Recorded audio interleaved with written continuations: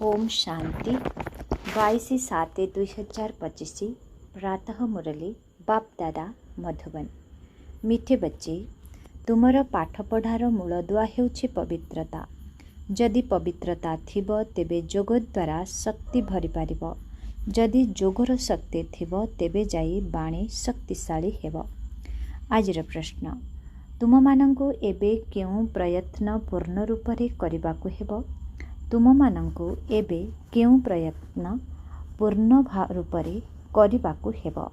उत्तर, मुंड उपरे जो विकर्मर बोझ रहिछि ताकु समाप्त करिबा पाई पूरा प्रयत्न करिबाकु हेब। बाबांकर हेबा परे जदि कौनसी विकर्म करिल तेबे बहुत जोररे तलकु खसी पड़िब, अर्थात दुर्गति होइजिब। जदि संस्थार निंदा करिल बा कौनसी प्रकारर विशृंखला सृष्टि करिल तेबे बहुत पाप होइजिब।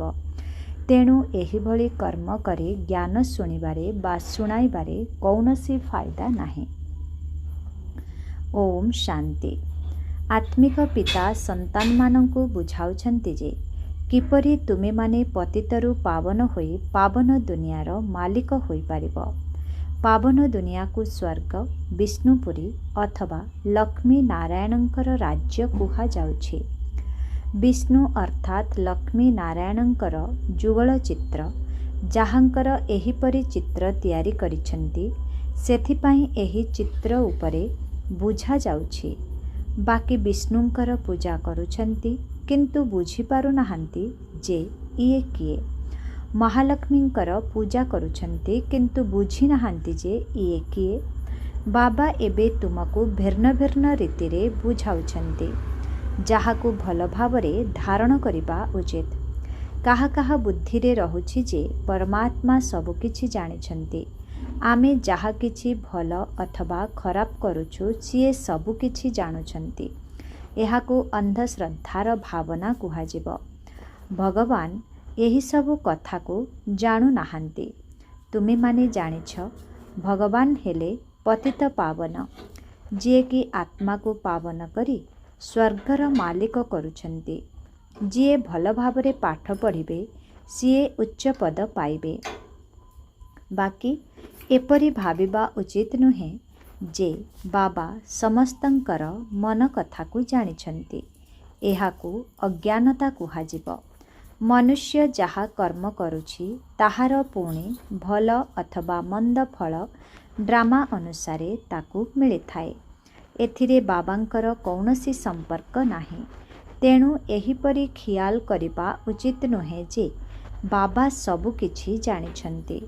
बहुत अछन्ति जे विकारग्रस्त होई पाप करुछन्ति, पुणी एठाको अर्थात सेंटर को आसुछन्ति। भाबुछन्ति बाबा जानिछन्ति, किंतु बाबा कहुछन्ति मु एही धंदा करुनाही। सर्वज्ञ शब्द मध्य भूल शब्द अटे। तुमे माने बाबा को डाकुछ, कहुछ एठाको आसी पतितरु पावन कर, स्वर्गर मालिक कर, काहेकिना जन्म जन्मांतरर पाप मुंड उपरे बहुत अछि। एही जन्मर पाप मध्य रहिछि। एही जन्मर पाप को मध्य जणाउछन्ति। अनेक एहिपरि पाप करिछन्ति जाहाकि पवित्र हेबा बहुत मुश्किल लागुछि। मुख्य कथा हेउछि पवित्र हेबा। पाठ पढ़ा तो बहुत सहज, किंतु विकर्मर बोझ किपरि समाप्त हेब सेथिपाई चेष्टा करिबा उचित।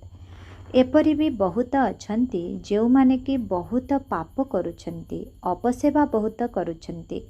ब्रह्मा कुमारी आश्रम को असुविधारे पकाइबा पाई चेष्टा करुछन्ति। ताहार बहुत बड़ पापर बोझ चढ़ी थाए। जेउ पापर बोझ ज्ञान शुणाइबा द्वारा कटि पारिब नाही, ताहा जोगबल द्वारा ही कटिब। तेणु प्रथमे जोगयुक्त होई रहिबार पूरा पुरुषार्थ करिबा दरकार, तेबे जाई काहाकु तीर लागि पारिब। प्रथमे पवित्र हुआ, जोगबल जमा कर, तेबे बाणी रे मध्य शक्ति भरिब। नचेत काहाकु केते भी बुझाओ, किंतु बुद्धि रे ज्ञान रहिब नाही, तीर लागिब नाही। कारण जन्म जन्मांतरर पाप रहिछि ना। एबे जेउ पाप करुछ ताहा जन्म जन्मांतर ठारु मध्य अधिक होई जाउछि। सेथिपाई गायन करा जाए सतगुरुंकर निंदुक ये सत बाबा सत शिक्षक सत गुरु अटंती। बाबा कहउछंती बीकेंकर निंदा करिले बहुत पाप हेब। प्रथमे निजे पवित्र हुआ। केही केही ज्ञान बुझाइबा पाई बहुत शौक रखुछंती, किंतु जोग पैसा कर नाही, एथिरे लाभ कण? बाबा कहउछंती मुख्य कथा हेला जोग बल, जहा द्वारा ही पवित्र हेब। भगवानंकु मध्य पवित्र हेबा पाई डाकुछंती। भक्ति मार्गरे धक्का खाइबार फालतू गायन करिबार एक अभ्यास पड़ी जाइछि। प्रार्थना करुछंती, किंतु भगवान किए केउठारे अछंती? बिना कान एवं मुख द्वारा कि कहिबे बा सुनिबे किपरि? बिना कान एवं मुख द्वारा कहिबे बा सुनिबे किपरि? सिए त अव्यक्त अटंती। ए सबु हेउछि अंधश्रद्धा। तुमे बाबांकु जेते मने पकाइब सेते पाप नाश हेब। एपरि नुहे जे बाबा जानिछंती ये बहुत मने पकाउछंती, ये कम मने पकाउछंती। ना, निजर चाट को निजे देखिबा उचित। बाबा कहउछंती जोग द्वारा तुमर विकर्म विनाश हेब। बाबा मध्य तुम मानंकु पचारुछंती केते समय बाबांकु मने पकाउछ? ए कथा चालीचलणीरु मध्य जना पड़ी जाए। बाबांक स्मरण बिना पाप कटि पारिब नाही। एपरि नुहे जे काहाको ज्ञान सुनाउछ, ता द्वारा तुमर तथा तांकर पाप कटिजिब ना। जदि निजे जोग करिब तेबे पाप कटिब। मूल कथा हेउछि पवित्र हेबा। बाबा कहउछंती मोर होइछ, तेणु कौनसी पाप कर नाही, नचेत एकदम तळकु खसी पड़िब। पुणी आशा मध्य रखिबा उचित नुहे जे मु भल पद पाई पारिबी। प्रदर्शनी रे अनेकंकु बुझाउछ एवं खुशी होई जाउछ जे आमे बहुत सेवा करिलु, किंतु बाबा कहउछंती प्रथमे तुमे पवित्र हुआ। बाबांकु मने पकाओ। जोगरे बहुत फेल हेउछंती। ज्ञान तो बहुत सहज, केवल 84 जन्मर चक्रकु जानिबाकु हेब। हद्र पाठ पढ़ारे केते बही पढ़ुछंती, बहुत मेहनत करुछंती, कि रोजगार करिबे? पढ़ु पढ़ु जदि मरीगले तेबे पाठ पढ़ा शेष। तुमे पिला माने जेते जोगयुक्त होई रहिब सेते धारणा हेब। पवित्र न हेले पाप कटिब नाही, पुणी बहुत दंड भोग करिबाकु पड़िब। एपरि नुहे जे आमर स्मृति बाबांक पाखरे तो पहुँचुछि। बाबा कौन करिबे? तुमे जोग करिले तुमे पावन हेब। बाबा सेथिरे कौन करिबे? कौन साबासी देबे?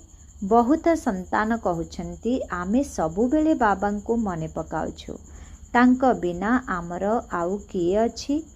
किंतु एहा गप अटे। जोगरे बहुत मेहनत रहिछि। आमे जोग करुछु ना नाही ए कथा मध्य बुझी पारु नाहंती। न बुझी न जानी कहि देउछंती आमे जोग करुछु। मेहनत बिना केही कण विश्वर मालिक होई पारिबे, उच्च पद पाई पारिबे नाही। जोगर शक्ति भरिले सेवा करि पारिब। तापरे देखा जीव सेवा करी केते प्रजा तैयारी करिल। हिसाब दरकार ना। आमे केते जनकु निज समान करिछु। प्रजा तैयारी करिबाकु हेब, तेबे जाई राजपद पाई पारिब। से सबु एबे किछि नाही। जोगयुक्त होई रहिले, शक्ति भरिले जाई काहाकु पूरा तीर लागिब। शास्त्र रे मध्य अछि ना, शेष समय रे भीष्म पितामह द्रोणाचार्य आदि को ज्ञान देले। जेतेबेले तुमर पतित पणिया समाप्त होई आत्मा सतोप्रधान अवस्था पर्यंत पहुँची जीव, तेबे जाई आत्मारे शक्ति भरिब एवं तुरंत तीर लागिब। ए कथा केबे खियाल कर नाही जे बाबा सबु किछि जानिछंती। बाबांकर जानिबा कौन दरकार? सिए करिबे, जिए करिब सिए पाइब। बाबा साक्षी होई देखुछंती। ବାବାଙ୍କୁ ଲେଖୁଛନ୍ତି ଆମେ ଅମୁକ ଜାଗାକୁ ଯାଇ ସେବା କରିଲୁ। ବାବା ପଚାରୁଛନ୍ତି ପ୍ରଥମେ ତୁମେ ଯୋଗର ଯାତ୍ରାରେ ତତ୍ପର ଅଛ? ଏହା ହିଁ ହେଉଛି ପ୍ରଥମ କଥା। ଆଉ ସବୁ ସଙ୍ଗ ଛାଡ଼ି ଏକମାତ୍ର ବାବାଙ୍କର ସଙ୍ଗ କର। ସେଥିପାଇଁ ଦେହୀ ଅଭିମାନୀ ହେବାକୁ ପଡ଼ିବ। ଘରେ ରହି ମଧ୍ୟ ଭାବିବା ଉଚିତ ଯେ ଏହା ପୁରୁଣା ଦୁନିଆ, ପୁରୁଣା ଦେହ ଅଟେ। ଏହି ଦୁନିଆ ତ ଏସବୁ ଖଲାସ ହୋଇଯିବ। ଆମର କାମ ବାବା ଏବଂ ବର୍ଷା ସହିତ ରହିଛି। ବାବା ଏପରି କହୁନାହାନ୍ତି ଯେ ଘର ସଂସାରରେ ରୁହ ନାହିଁ, କାହା ସହିତ କଥାବାର୍ତ୍ତା କର ନାହିଁ। ବାବାଙ୍କୁ ପଚାରୁଛନ୍ତି ବିବାହ ଆଦିକୁ ଯିବୁ? ବାବା କହୁଛନ୍ତି ଭଲେ ଯାଅ, କିନ୍ତୁ ସେଠାରେ ମଧ୍ୟ ସେବା କର। ବୁଦ୍ଧିର ଯୋଗ ଶିବ ବାବାଙ୍କ ସହିତ ରହୁ। କାରଣ ଜନ୍ମ ଜନ୍ମାନ୍ତରର ବିକର୍ମ ଯୋଗର ବଳ ଦ୍ୱାରା ହିଁ ଭସ୍ମ ହେବ। ଯଦି ଏଠାରେ ମଧ୍ୟ ବିକର୍ମ କରିବ ତେବେ ବହୁତ ଦଣ୍ଡ ଭୋଗ କରିବାକୁ ପଡ଼ିବ। ପବିତ୍ର ହେବାର ପୁରୁଷାର୍ଥ କରୁଥିବା ଭିତରେ ଯଦି ବିକାରୀ ହୋଇଗଲ ତେବେ ମରିବ, ଏକଦମ ଚୁରଚୁର ହୋଇଯିବ। ବହୁତ ଅଛନ୍ତି ଯେଉଁମାନେ ଶ୍ରୀମତରେ ନ ଚାଲି ନିଜର ବହୁତ କ୍ଷତି କରୁଛନ୍ତି। ତେବେ ପାଦେ ପାଦେରେ ଶ୍ରୀମତ ଆବଶ୍ୟକ, କିନ୍ତୁ ଏପରି ପାପ କରୁଛନ୍ତି ଯାହାଦ୍ୱାରା ଯୋଗ ଲାଗୁନାହିଁ, ଯୋଗ କରିପାରୁନାହାନ୍ତି। ଯଦି କାହାକୁ ଯାଇ କହିବେ ଭଗବାନ ଆସିଛନ୍ତି, ତାଙ୍କଠାରୁ ବର୍ଷା ନିଅ, ତେବେ ସେମାନେ ମାନିବେ ନାହିଁ, ତାଙ୍କୁ ତୀର ଲାଗିବ ନାହିଁ। ବାବା କହୁଛନ୍ତି ଭକ୍ତମାନଙ୍କୁ ଜ୍ଞାନ ଶୁଣାଅ, ବ୍ୟର୍ଥରେ କାହାକୁ ଜ୍ଞାନ ଦିଅ ନାହିଁ, ନଚେତ୍ ଆହୁରି ନିନ୍ଦା କରାଇବ। କେତେକ ସନ୍ତାନ ବାବାଙ୍କୁ ପଚାରୁଛନ୍ତି ବାବା ଆମର ଦାନ କରିବାର ଅଭ୍ୟାସ ରହିଛି, ଏବେ ଜ୍ଞାନକୁ ଆସିଗଲୁଣି, ପୁଣି କ'ଣ କରିବୁ? ବାବା ରାୟ ଦେଉଛନ୍ତି ସନ୍ତାନମାନେ ଗରିବମାନଙ୍କୁ ଦାନ ଦେବା ବାଲା ଦୁନିଆରେ ବହୁତ ଅଛନ୍ତି। ଗରିବମାନେ ଭୋକରେ ମରୁନାହାନ୍ତି। ଫକୀରମାନଙ୍କ ପାଖରେ ବହୁତ ପଇସା ଜମା ରହୁଛି।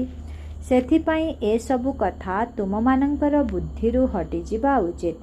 ଦାନ ଆଦି କରିବାରେ ମଧ୍ୟ ବହୁତ ସାବଧାନ ରହିବା ଦରକାର। ଏପରି ବହୁତ କାମ କରୁଛନ୍ତି, ସେ କଥା ନ କହିଲେ ଭଲ।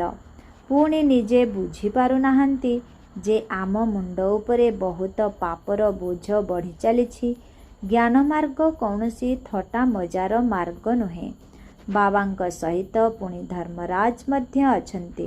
ଧର୍ମରାଜଙ୍କ ଠାରୁ ବହୁତ ବଡ଼ ବଡ଼ ଦଣ୍ଡା ମାଡ଼ ସବୁ ଖାଇବାକୁ ପଡ଼ିବ। କହିଥାନ୍ତି ନା ଶେଷ ସମୟରେ ଯେତେବେଳେ ଧର୍ମରାଜ ହିସାବ ଦେଖିବେ ସେତେବେଳେ ଜଣାପଡ଼ିବ ଜନ୍ମ ଜନ୍ମାନ୍ତରର ପାପର ଦଣ୍ଡ ଭୋଗ କରିବାରେ କୌଣସି ସମୟ ଲାଗିବ ନାହିଁ। ବାବା କାଶୀ କଲବଟର ମଧ୍ୟ ଉଦାହରଣ ଦେଇ ବୁଝାଉଛନ୍ତି। ତାହା ଭକ୍ତି ମାର୍ଗ, ଏହା ଜ୍ଞାନ ମାର୍ଗ। ମନୁଷ୍ୟମାନଙ୍କୁ ମଧ୍ୟ ବଳି ଚଢ଼ାଉଛନ୍ତି, ଏହା ମଧ୍ୟ ଡ୍ରାମାରେ ନିର୍ଦ୍ଧାର୍ଯ୍ୟ ରହିଛି। ଏସବୁ କଥାକୁ ବୁଝିବାକୁ ହେବ। ଏପରି ନୁହେଁ ଯେ ଏହିପରି ଡ୍ରାମା କାହିଁକି କରାଯାଇଛି, ଆମକୁ ଏହି ଚକ୍ରକୁ ଆଣିଲେ କାହିଁକି?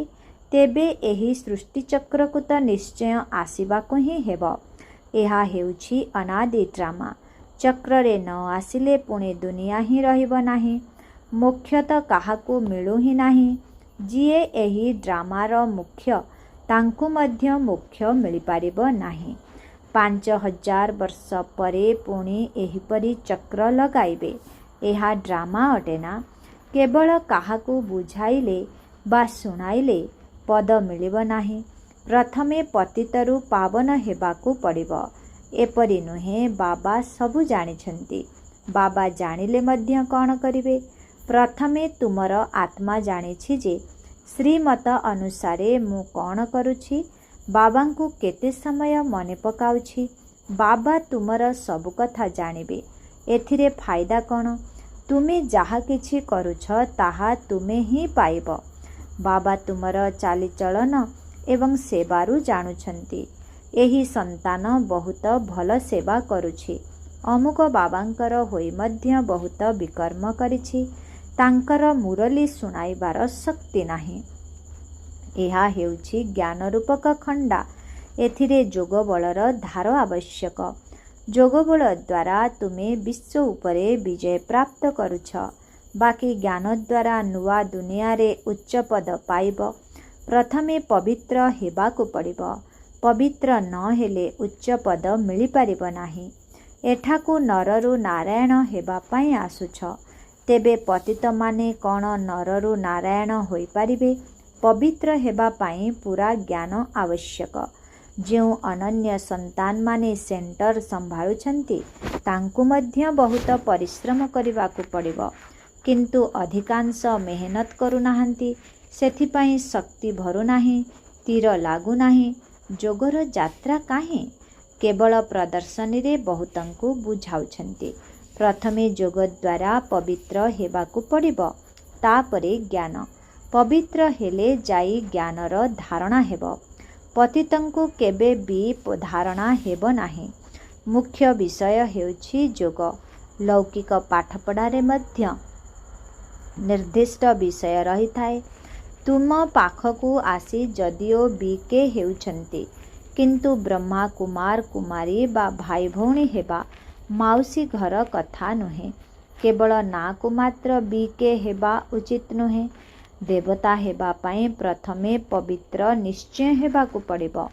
ପୁଣି ପାଠପଢ଼ା ମଧ୍ୟ ରହିଛି। କେବଳ ପାଠପଢ଼ା ଥିବ, ପବିତ୍ରତା ନଥିବ, ତେବେ ଉଚ୍ଚ ପଦ ପାଇପାରିବ ନାହିଁ। ଆତ୍ମା ସମ୍ପୂର୍ଣ୍ଣ ପବିତ୍ର ହେବା ଆବଶ୍ୟକ। ପବିତ୍ର ହେଲେ ହିଁ ପବିତ୍ର ଦୁନିଆରେ ଉଚ୍ଚ ପଦ ପାଇପାରିବ। ପବିତ୍ରତା ଉପରେ ହିଁ ବାବା ଜୋର ଦେଉଛନ୍ତି। ପବିତ୍ରତା ବିନା କାହାକୁ ଜ୍ଞାନ ଦେଇପାରିବ ନାହିଁ। ବାକି କିଛି ବାବା ଦେଖୁନାହାନ୍ତି। ବାବା ନିଜେ ବସିଛନ୍ତି ନା, ସବୁ କଥା ବୁଝାଉଛନ୍ତି। ଭକ୍ତି ମାର୍ଗରେ ମଧ୍ୟ ଭାବନାର ଭଡ଼ା ମିଳିଯାଇଥାଏ। ଏହା ମଧ୍ୟ ଡ୍ରାମାରେ ନିର୍ଦ୍ଧାର୍ଯ୍ୟ ଅଛି। ଶରୀର ବିନା ବାବା କଥାବାର୍ତ୍ତା କିପରି କରିବେ? ଶୁଣିବେ କିପରି? ଆତ୍ମାର ନିଜର ଶରୀର ଅଛି, ତେଣୁ ଶୁଣୁଛି, କହୁଛି। ବାବା କହୁଛନ୍ତି, ମୋର ମଧ୍ୟ ଯଦି ଅର୍ଗାନ୍ସ ଅର୍ଥାତ୍ ଶରୀର ନଥିବ, ତେବେ ମୁଁ ଶୁଣିବି ବା ଜାଣିବି କିପରି? ଭାବୁଛନ୍ତି ବାବା ଜାଣିଛନ୍ତି, ଆମେ ବିକାରୀ ହେଉଛୁ। ଯଦି ନ ଜାଣୁଛନ୍ତି ତେବେ ଭଗବାନ ବୋଲି ମାନିବୁ ନାହିଁ। ଏଭଳି ମଧ୍ୟ ବହୁତ ରହିଛନ୍ତି। ବାବା କହୁଛନ୍ତି, ମୁଁ ତୁମମାନଙ୍କୁ ପବିତ୍ରତାର ରାସ୍ତା ବତାଇବା ପାଇଁ ଆସିଛି। ବାକି ସବୁ ସାକ୍ଷୀ ହୋଇ ଦେଖୁଛି। ପିଲାମାନଙ୍କର ଚାଲିଚଳଣିରୁ ଜଣାପଡ଼ିଯାଏ ଯେ ଇଏ କୁପୁତ୍ର, ଇଏ ସୁପୁତ୍ର ଅଟନ୍ତି। ସେବାର ପ୍ରମାଣ ମଧ୍ୟ ଆବଶ୍ୟକ। ଏକଥା ମଧ୍ୟ ଜାଣିଛ, ଯିଏ କରିବ ସିଏ ପାଇବ। ଶ୍ରୀମତରେ ଚାଲିଲେ ହିଁ ଶ୍ରେଷ୍ଠ ହେବ। ଯଦି ଶ୍ରୀମତରେ ନ ଚାଲିବ, ତେବେ ନିଜେ ଖରାପ ହୋଇ ତଳକୁ ଖସିଯିବ। ଯେକୌଣସି ବି କଥା ହେଉ ତାହା ସ୍ପଷ୍ଟ ଭାବରେ ପଚାର। ଏଥିରେ ଅନ୍ଧଶ୍ରଦ୍ଧାର କୌଣସି କଥା ନାହିଁ। ବାବା କେବଳ ଗୋଟିଏ କଥା କହୁଛନ୍ତି, ଶକ୍ତି ନଥିଲେ ପବିତ୍ର କିପରି ହେବ? ଏହି ଜନ୍ମରେ ମଧ୍ୟ ଏପରି ପାପକର୍ମ କରୁଛନ୍ତି, ସେ କଥା ନ କହିଲେ ଭଲ। ଏହା ହେଉଛି ପାପ ଆତ୍ମାମାନଙ୍କର ଦୁନିଆ। ସତ୍ୟଯୁଗ ହେଉଛି ପୁଣ୍ୟ ଆତ୍ମାମାନଙ୍କର ଦୁନିଆ। ବର୍ତ୍ତମାନ ସଙ୍ଗମ ଯୁଗ। ଯଦି କାହାର ବୁଦ୍ଧି କମ୍, ତେବେ ସିଏ ଧାରଣା କରିପାରିବେ ନାହିଁ, ବାବାଙ୍କୁ ସ୍ମରଣ କରିପାରିବେ ନାହିଁ। ପୁଣି ଠୁ ଲେଟ୍ ଅର୍ଥାତ୍ ଅତି ବିଳମ୍ବ ହୋଇଯିବ। ଦୁନିଆ ରୂପକ ପାଳଗଦାକୁ ନିଆଁ ଲାଗିଯିବ। ପୁଣି ଯୋଗରେ ମଧ୍ୟ ରହିପାରିବ ନାହିଁ। ସେ ସମୟରେ ଚାରିଆଡ଼େ ହାହାକାର ଭରିଯିବ। ବହୁତ ଦୁଃଖର ପାହାଡ଼ ଖସିବ। ତେଣୁ ଏହି ଚିନ୍ତା ରହିବା ଉଚିତ ଯେ ଆମେ ନିଜର ରାଜ୍ୟ ଭାଗ୍ୟ ବାବାଙ୍କ ଠାରୁ ନେଇକରି ଯିବୁ। ସେଥିପାଇଁ ଦେହ ଅଭିମାନକୁ ଛାଡ଼ି ସେବାରେ ଲାଗିଯିବା ଉଚିତ। ସମସ୍ତଙ୍କର କଲ୍ୟାଣକାରୀ ହେବାକୁ ପଡ଼ିବ। ଧନ ବ୍ୟର୍ଥରେ ଖର୍ଚ୍ଚ କରିବା ଉଚିତ ନୁହେଁ। ଯିଏ ଯୋଗ୍ୟ ପାତ୍ର ନୁହେଁ, ସେଭଳି ପତିତମାନଙ୍କୁ କେବେ ଦାନ ଦେବା ଉଚିତ ନୁହେଁ, ନଚେତ୍ ଦାନୀ ଉପରେ ମଧ୍ୟ ପାପ ଲାଗିଥାଏ। ଏପରି ନୁହେଁ ଯେ ଡେଙ୍ଗୁରା ପିଟିବ, ଭଗବାନ ଆସିଛନ୍ତି। ଏପରି ନିଜକୁ ଭଗବାନ ଉପାଧି ଦେଉଥିବା ମନୁଷ୍ୟ ଭାରତରେ ବହୁତ ଅଛନ୍ତି। କେହି ମାନିବେ ନାହିଁ। ଏକଥା ତୁମେ ଜାଣିଛ। କାରଣ ତୁମକୁ ଜ୍ଞାନର ଆଲୋକ ମିଳିଛି। ଆଚ୍ଛା, ମିଠେ ମିଠେ ଶିଖିଲଧେ ସନ୍ତାନମାନଙ୍କ ପ୍ରତି ମାତ୍ ପିତା ବାପଦାଦାଙ୍କର ମଧୁର ସ୍ନେହ ସମ୍ପନ୍ନ ଶୁଭେଚ୍ଛା ଏବଂ ସୁପ୍ରଭାତ। ଆତ୍ମିକ ପିତାଙ୍କର ଆତ୍ମିକ ସନ୍ତାନମାନଙ୍କୁ ନମସ୍ତେ। ଆତ୍ମିକ ସନ୍ତାନମାନଙ୍କର ଆତ୍ମିକ ପିତାଙ୍କୁ ଓମ୍ ଶାନ୍ତି, ଗୁଡ୍ ମର୍ଣ୍ଣିଂ, ନମସ୍ତେ ନମସ୍ତେ ନମସ୍ତେ ନମସ୍ତେ ନମସ୍ତେ। ଶୁକ୍ରିୟା ବାବା, ଶୁକ୍ରିୟା। ଓମ୍ ଶାନ୍ତି। ଧାରଣା ପାଇଁ ମୁଖ୍ୟ ସାର 1 ନମ୍ବର। ପାଠ ପଢ଼ିବା ସହିତ ପବିତ୍ର ନିଶ୍ଚୟ ହେବାକୁ ପଡ଼ିବ। ସେହିଭଳି ଯୋଗ୍ୟ ଅଥବା ସୁପୁତ୍ର ହୋଇ ସେବାର ପ୍ରମାଣ ଦେବାକୁ ହେବ। ଶ୍ରୀମତ ଆଧାରରେ ନିଜକୁ ଶ୍ରେଷ୍ଠ କରିବାକୁ ହେବ। 2 ନମ୍ବର। ନିଜର ସ୍ଥୂଳ ଧନକୁ ମଧ୍ୟ ବ୍ୟର୍ଥରେ ଖର୍ଚ୍ଚ କରିବାର ନାହିଁ କିମ୍ବା ପତିତଙ୍କୁ ଦାନ କରିବାର ନାହିଁ। ଜ୍ଞାନ ଧନ ମଧ୍ୟ ପାତ୍ର ଦେଖି ଦେବା ଉଚିତ। ବରଦାନ। ପୁରୁଣା ସଂସ୍କାର ଗୁଡ଼ିକର ଅଗ୍ନି ସଂସ୍କାର କରୁଥିବା ସଚ୍ଚା ମରିଯିବା ଭବ। ପୁରୁଣା ସଂସ୍କାର ଗୁଡ଼ିକର ଅଗ୍ନି ସଂସ୍କାର କରୁଥିବା ସଚ୍ଚା ମରିଯିବା ଭବ। ଯେପରି ମରିଯିବା ପରେ ସ୍ଥୂଳ ଶରୀରର ସଂସ୍କାର କରିଥାନ୍ତି, ଯାହାଦ୍ୱାରା ବ୍ୟକ୍ତିର ନାମ ରୂପ ସମାପ୍ତ ହୋଇଯାଏ, ସେହିପରି ତୁମ ପିଲାମାନେ ମଧ୍ୟ ସେ ଯେତେବେଳେ ମରିଯିବା ଅର୍ଥାତ୍ ବଞ୍ଚି ଥାଉ ଥାଉ ପୁରୁଣା ଦୁନିଆରୁ ମରୁଛ, ତେବେ ଯଦିଓ ତୁମର ସେହି ପୁରୁଣା ଶରୀର ମଧ୍ୟ ରହୁଛି, କିନ୍ତୁ ତୁମେମାନେ ନିଜର ପୁରୁଣା ସ୍ୱଭାବ ସଂସ୍କାରର ଏବଂ ପୁରୁଣା ସ୍ମୃତିର ଅଗ୍ନି ସଂସ୍କାର କରିଦେଉଛ। ଯଦି ଅଗ୍ନି ସଂସ୍କାର ହେଉଥିବା ମନୁଷ୍ୟ ପୁନର୍ବାର ସମ୍ମୁଖକୁ ଆସେ, ତେବେ ତାକୁ ଭୂତ କୁହାଯାଏ। ସେହିଭଳି ଏଠାରେ ମଧ୍ୟ ଯଦି କୌଣସି ଅଗ୍ନି ସଂସ୍କାର ହୋଇସାରିଥିବ, ପୁରୁଣା ସଂସ୍କାର ଜାଗ୍ରତ ହୋଇଯାଉଛି, ତେବେ ଏହା ମଧ୍ୟ ମାୟାର ଭୂତ ଅଟେ। ତେଣୁ ଏହି ଭୂତଗୁଡ଼ିକୁ ଘଉଡ଼ାଇ ଦିଅ। ସେଗୁଡ଼ିକର ବର୍ଣ୍ଣନା ମଧ୍ୟ କର ନାହିଁ। ସ୍ଲୋଗାନ। କର୍ମଭୋଗର ବର୍ଣ୍ଣନା କରିବା ପରିବର୍ତ୍ତେ କର୍ମଯୋଗ ସ୍ଥିତିର ବର୍ଣ୍ଣନା କରି ଚାଲ। ଓମ୍ ଶାନ୍ତି। ଅବ୍ୟକ୍ତ ଇଶାରା। ସଂକଳ୍ପ ଶକ୍ତିକୁ ଜମା କରି ଶ୍ରେଷ୍ଠ ସେବାର ନିମିତ୍ତ ହୁଅ। ଯେପରି ରାଜା ନିଜେ କୌଣସି କାର୍ଯ୍ୟ କରେ ନାହିଁ, ଅନ୍ୟମାନଙ୍କ ଦ୍ୱାରା କରାଇଥାଏ। କାରଣ କାର୍ଯ୍ୟ କରିବା ବାଲା ରାଜକର୍ମଚାରୀ ଅଲଗା ଥାନ୍ତି। ଯଦି ରାଜକର୍ମଚାରୀମାନେ ଠିକ୍ ନଥାନ୍ତି, ତେବେ ରାଜ୍ୟ ଟଳମଳ ହୋଇଥାଏ। ସେହିପରି ଆତ୍ମା ମଧ୍ୟ ନିର୍ଦ୍ଦେଶକର୍ତ୍ତା ଅଟେ। ଏହି ବିଶେଷ ତ୍ରିମୂର୍ତ୍ତି ଶକ୍ତିଗୁଡ଼ିକ ଯଥା ମନ, ବୁଦ୍ଧି, ସଂସ୍କାର ତାର କର୍ମକର୍ତ୍ତା ଅଟନ୍ତି। ତେଣୁ ପ୍ରଥମେ ଏମାନଙ୍କ ଉପରେ ଶାସନ କରିବାର ଶକ୍ତି ରହିବା ଦରକାର, ଯାହାଦ୍ୱାରା ଏହି ସାକାର କର୍ମେନ୍ଦ୍ରିୟ ଗୁଡ଼ିକ ଆପେ ଆପେ ଠିକ୍ ରାସ୍ତାରେ ପରିଚାଳିତ ହେବେ। ଆଚ୍ଛା, ଓମ୍ ଶାନ୍ତି।